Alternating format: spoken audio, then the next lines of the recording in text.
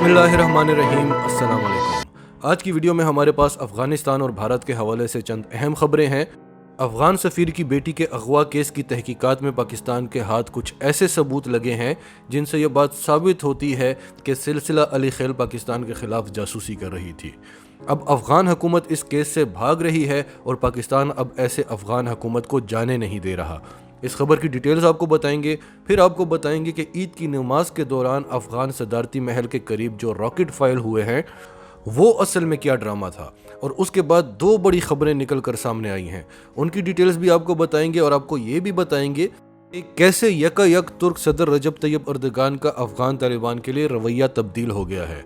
फिर आपको बताएंगे कि अफ़गान हुकूमत ने पूरा प्लान किया हुआ था, पाकिस्तान पर हमला करना था, और हमारे गुमनाम हीरोज ने कैसे बर वक्त पता लगा के इनका खेल उलट दिया, लेकिन इरादा अब भी ये रखते हैं और पाकिस्तान के खिलाफ एक घिनौना खेल खेला जा रहा है। और आखिर में आपको बताएंगे कि अफ़गान हुकूमत अब प्रैक्टिकली इक़दामात कर रही है कि भारत अफ़गानिस्तान में आकर अमेरिका की जगह ले ले। डिटेल्स बड़ी इंटरेस्टिंग है, आपको बताते हैं। उससे पहले अगर अभी तक आपने हमारा चैनल सच टीवी सब्सक्राइब नहीं किया तो इसे अभी सब्सक्राइब करें और बेल आइकन पर क्लिक करें ताकि हमारी आने वाली वीडियोस आपको वक्त पर मिलती रहें। पाकिस्तान ने अफ़गान सफ़ीर और उसकी बेटी को इन्वेस्टिगेशन के लिए तलब कर लिया है। अफ़गान हुकूमत अब इस मामले से भागना चाहती है, लेकिन पाकिस्तान इसको उठाना चाहता है और पूरी दुनिया के सामने ओपन करना चाहता है। पाकिस्तान क्यों इतना कॉन्फिडेंट है? पाकिस्तानी एजेंसियों के पास कुछ ऐसी इंफॉर्मेशन मौजूद है जिससे अफ़गानिस्तान अब डरा हुआ है। अफ़गान सफ़ीर नजीबुल्लाह अली खैल की बेटी सिलसिला अली खैल गैर सिफारती अमल में मुलव्विस थी, और ये इंफॉर्मेशन जो हम आपको बता रहे हैं ये हमारी खुफिया एजेंसियों की नहीं, हमारी पुलिस के हाथ जो इंफॉर्मेशन लगी है हम आपको वो बता रहे हैं। खुफिया एजेंसियों को तो वैसे ही बहुत कुछ पता होता है, लेकिन उनका उस सब से निपटने का एक अपना तरीका होता है और एक मुकर्ररा वक्त होता है। अफ़गान सफ़ीर की बेटी अपनी गाड़ी में क्यों नहीं गई? जब उसे अपने भाई के लिए गिफ्ट लेना था तो क्या अफ़गान सफ़ीर के पास गाड़ियों की कमी थी? एक पाकिस्तानी वज़ीर या MNA या MPA भी अपनी बेटी को टैक्सी में अकेला जाने की इजाज़त नहीं देता क्योंकि सिक्योरिटी के मसाइल होते हैं। वो अपनी गाड़ी में इसलिए नहीं गई क्योंकि वो एक मिशन पर थी, और खुफिया मिशंस पर कभी भी कोई अपनी गाड़ी इस्तेमाल नहीं करता, और टैक्सीज भी वो बार बार चेंज करती रही ताकि कोई उसे ट्रेस ना कर सके। फिर उसने अपना फ़ोन भी इस्तेमाल नहीं किया। क्या उसके पास बैलेंस की कमी थी? नहीं, खुफिया मिशन पर कोई अपना फ़ोन भी इस्तेमाल नहीं करता। जिस टैक्सी में वो ड्राइव करती थी उसी के ड्राइवर से वो उसका मोबाइल फ़ोन मांगती थी, और पुलिस ने उन टैक्सी ड्राइवर्स के बयानात भी लिए हैं। उन्होंने सब बता दिया है और उनके फ़ोन्स का डेटा भी निकल आया है। और ये याद रखिए, कुछ लोग ये समझ रहे हैं कि उसका अपने बॉयफ्रेंड के साथ कोई राब्ता था। बॉयफ्रेंड वाला कोई चक्कर नहीं है, मामला इससे बहुत आगे का है, और इसके ताने बाने भी भारतीय एम्बेसी से मिल रहे हैं। लिहाजा भारतीय एम्बेसी भी हमारी खुफिया एजेंसियों के निशाने पर है। तो इतलात ये मिल रही है कि वो लड़की रॉ और NDS के लिए काम कर रही थी।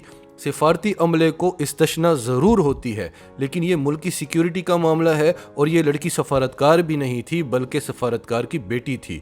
और दासू बस वाक़ये की तरह इस मामले की इंफॉर्मेशन भी पाकिस्तानी मीडिया से पहले भारतीय मीडिया के पास थी। अब आपको अफ़गान सदर अशरफ गनी का एक और ड्रामा बताते हैं। आज ईद उल अज़हा की नमाज के दौरान अफ़गान सदारती महल के करीब रॉकेट फायर हुए, और जब इतने करीब से इतने तेज़ धमाके की आवाज़ सुनाई देती है तो कोई भी शख्स हो वो एक बार ज़रूर हिलता है। ये किसी भी ह्यूमन का नेचुरल एक्शन होता है, या तो कोई बहुत ही मजबूत आसाब का मालिक हो जो बॉम्ब स्क्वाड में काम करता हो, या किसी ऐसे बॉर्डर पर एक फ़ौजी तैनात हो जहां हर वक्त धमाकों की आवाज़ें आती हों। वहां भी आदमी एक बार हिल जाता है क्योंकि पता नहीं होता कि कब धमाका होने वाला है। हाँ, अगर पता हो कि कब धमाका होने वाला है तो फिर आपको फ़र्क नहीं पड़ता। तो आज ईद की नमाज के दौरान धमाका हुआ तो वहाँ हर शख्स जो नमाज पढ़ रहा था वो एक बार हिल गया। हर शख्स को एक बार झटका लगा, लेकिन अशरफ गनी नहीं हिला। बिल्कुल मुतमईन था, जैसे कि उसे पता हो कि ये होने वाला है। अशरफ गनी इस वक्त भारत की बताई हुई राह पर चल रहा है, झूठ और प्रोपेगेंडा की जंग लड़ रहा है, पाकिस्तान और तालिबान को बदनाम करने के लिए खेल खेल रहा है ताकि मुस्लिम दुनिया भी नफरत करे तालिबान से कि देखो नमाज के दौरान भी धमाके कर रहे हैं। और ये टास्क इनको एक्चुअली जो बाइडन ने दिया था।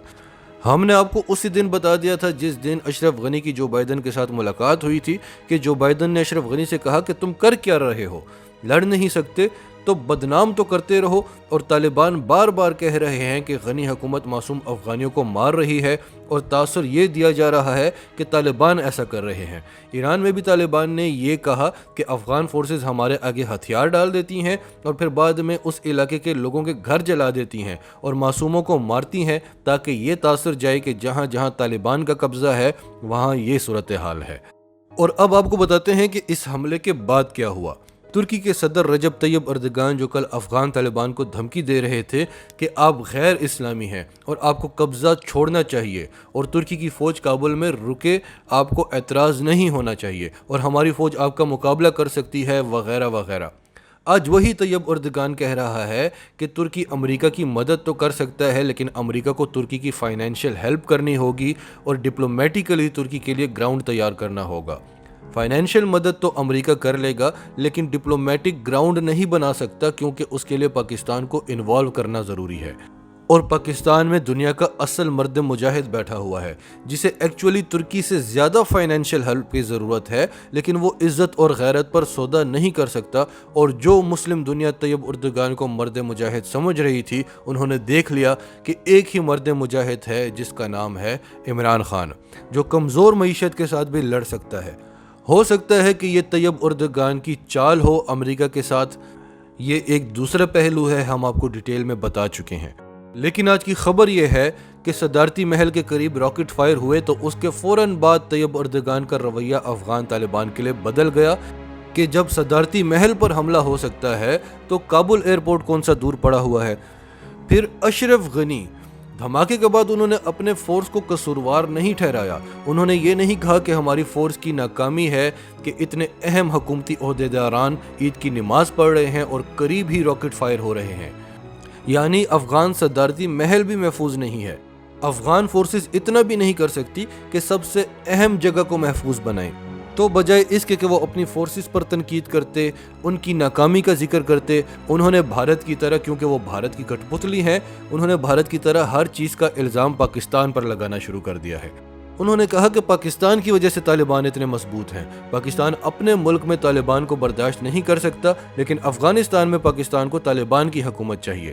حالانکہ پاکستان اس معاملے میں سب سے زیادہ نیوٹرل رہا ہے کہ جو بھی افغانی عوام کا فیصلہ ہوگا ہم اس کے ساتھ کھڑے ہوں گے۔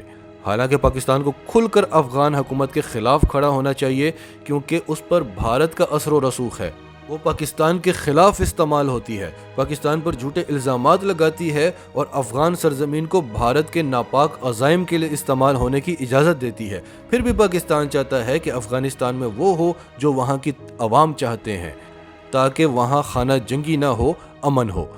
پھر اشرف غنی نے پاکستانی میڈیا پر بھی الزام لگایا کہ وہ پرو طالبان ہے، حالانکہ ان کا اپنا میڈیا پاکستان کے خلاف نغمے اور ترانے چلا رہا ہے۔ اشرف غنی کو چاہیے کہ اب یہ لاڈلا بننا بند کر دیں، کیونکہ اب ان کے سر پر ان کا ہاتھ نہیں ہے، وہ چلے گئے ہیں، اور اب یہاں جو بیٹھے ہوئے ہیں وہ امریکہ کے ہوتے ہوئے بھی یہ حرکتیں برداشت نہیں کر سکتے تھے، تو اب کیسے کریں گے؟ اس رویے پر ہر بار زور کی پڑے گی۔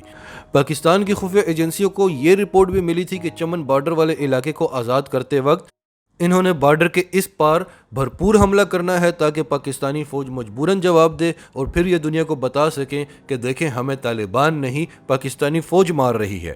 اور پاکستان کو جب اس بات کا پتہ چلا تو پاکستان نے افغانستان کو خبردار کیا کہ اگر بارڈر کی وائلیشن کی تو ہم آپ کے پرخچے اڑا دیں گے، آپ کی دھجیاں اڑا دیں گے۔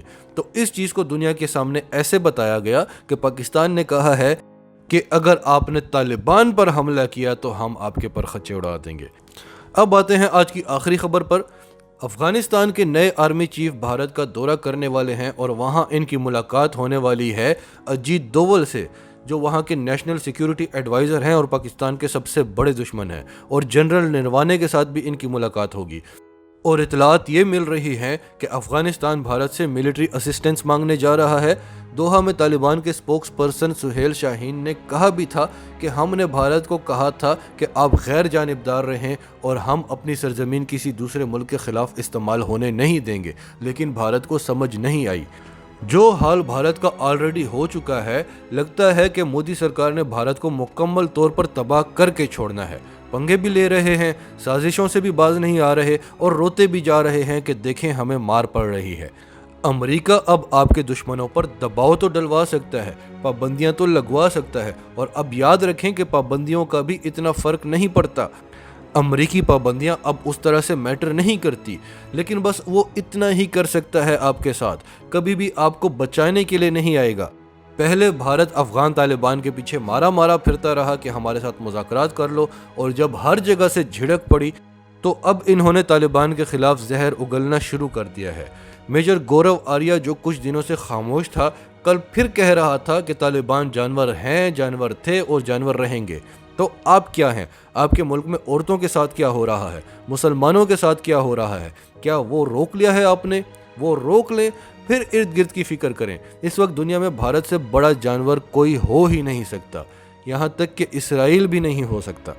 नाजरीन, आपकी सब के बारे में क्या राय है? कमेंट्स में अपनी राय का इजहार करते रहें, और अगर आप हमारे चैनल पर नए हैं तो अभी सच टीवी को सब्सक्राइब करें, सच टीवी फैमिली का हिस्सा बने, और हमारी वीडियोस पसंद आएँ तो उन्हें लाइक करें, शेयर करें, ताकि ज़्यादा से ज़्यादा लोगों तक ये मैसेजेस पहुँचते रहें।